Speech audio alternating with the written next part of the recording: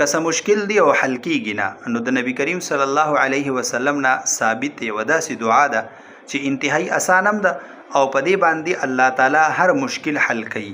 او د نبی کریم صلی الله علیه وسلم معمول داو چې کله به هغوی ته څه پریشانی را پیښه شوه، څه کار به داسې و چې مشکل به او نه به حل کېدو، هغه بیماري هم کیدی شي، هغه قرض هم کیدی شي، بل هم څه پریشانی کیدی شي او هغه پریشانی حل کیږي نه، نو د هغې دپاره نبی کریم صلی الله علیه وسلم موږ ته یو دعا ښوولې ده. د دې دعا اهتمام کوئ، انشاءالله الله تعالی به ستاسو چې هره پریشانی هغه به الله ختمه کړي. دا انس رضی الله عنه نه روایت دی چې نبی علیه السلام ته به کله څه مشکل کار را پیښ شو، نو نبی علیه السلام به دا دعا وی: اللهم لا سهل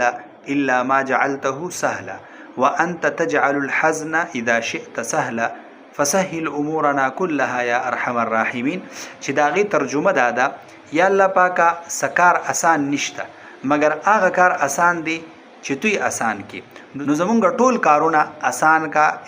د ټولو نه زیات رحم کوونکي ذاته.